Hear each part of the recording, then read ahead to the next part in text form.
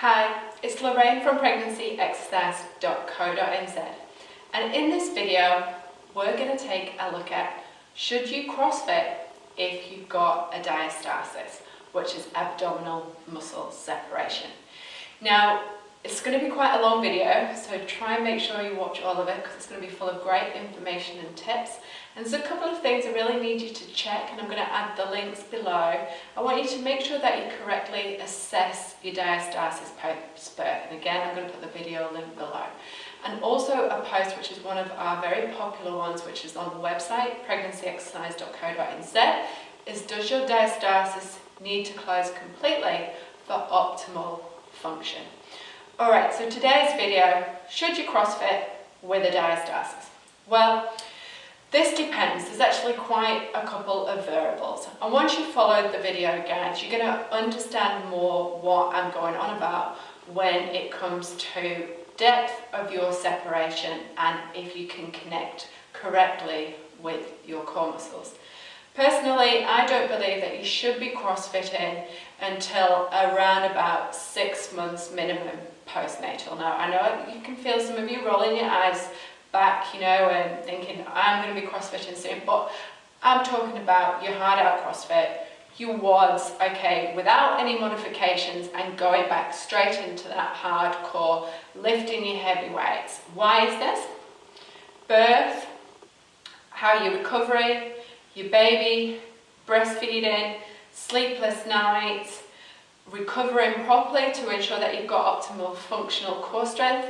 I believe that all mums should follow a suitable rehabilitation program like our Birth to FitMum soon after birth, or if you've not had time to, definitely within the 12 to 24 months before you start any advanced exercise program. You really need to do the basics first, okay? That's regardless of how fit you've been during your pregnancy and if you've done CrossFit right up to the end, okay? Very, very different story now. Baby's out of the way, baby's not in there to support your core anymore. We all have to learn how to reconnect specifically and correctly with our transverse and pelvic floor muscles, improve glute strength, improve postnatal posture. So I've given you a lot of food for thought there already on terms and types of recovery that's needed postnatal before we go into the advanced workouts. Now, hey, so what if a mum, a couple of months after, feels really fit and strong, ready to go back into postnat, into her CrossFit, she thinks she is, okay, she's not done any rehabilitation work, she's not addressed her core strength, or she thinks she has, but she's not necessarily done it correctly, and she goes back into a CrossFit. For the first couple of weeks, everything might feel great, she's taking her time with it, building up to her weights. Then suddenly, 3 or 4 weeks on, maybe she notices she leaks a little bit when she performs a squat or a deadlift. That's probably one of the first signs that things haven't recovered optimally post-birth, and we may need checking by a women's health physiotherapist, okay? These symptoms, you can't see if you may have issues with a prolapse, and again I go into that in much further detail with information on the website. I'll add all these links below. Then maybe continuing further on, she starts to notice her abdominal starting to protrude a little bit more, and she's pretty sure they weren't protruding when she went back. So what might be happening is some of the exercises, some of the weights, this could be squats, this could be deadlifts, this could be handstand push-ups, are starting to add too great a force than what she can control. So a diastasis, and especially if she's breastfeeding, those pregnancy hormones are still affecting the connective tissue, may actually be increasing.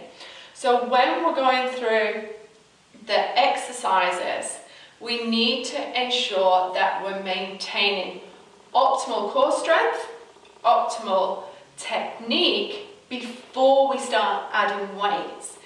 Postnatal, if we're squatting in this position, relaxing our core muscles without even adding weights, this is a poor squat, pelvis is tucking under, then by adding weights, it's going to increase a lot of problems. Now, be that extra pressure on the pelvic floor muscles or out through an opening diastasis. If we can imagine putting a weight on the back, all of a sudden, as soon as you load up, we're going to force and put pressure here. So if there's a gap, if we're not controlling it properly, then we're going to have issues with the weight training. Now, the deeper the gap is, the softer the connective tissue, the more see-through, the thinning of the tissue, then the less likely it is that CrossFit is actually going to help you to heal that. And you actually need to have quite a shallow depth before you start to get back into your weight training. So what we're looking at for you to start to get back into CrossFit is a shallow depth of your diastasis, very shallow, maybe, fingernail, and no symptoms, so no back pain. Definitely no leaking, maybe clearance from your women's health physiotherapist, and good posture. Okay, so I know this may be hard. You're thinking, oh my God, 6 months, 9 months till I can CrossFit again. Hey, when I was a competitive triathlete, I was exceptionally fit, doing very well, and I just couldn't swim as fast as some of the other girls. I had to take 8 weeks off of pure technique work, and I hated it. Couldn't push myself, thought I was going to lose all my fitness, but then, hey, after 8 long weeks, I started to build back up, and sure enough, my time gains were amazing. It meant I could come out with the first pack in after the swim and get onto the bike with the lead grip. This was such an advantage for me. So that's what I want you to think about postnatal. CrossFit and weight training is very, very much dependent on technique. If your technique is poor, then you're never going to lift as heavy as you want to be. So why not, in the postnatal phase, work through our program, our Cross FitMum program, and start perfecting your lifting techniques. Work on your shoulder flexibility. That's a really good thing for you to focus on. So you're not sort of worrying about losing fitness and strength. You're actually going to be stronger in 6 or 9 months' time.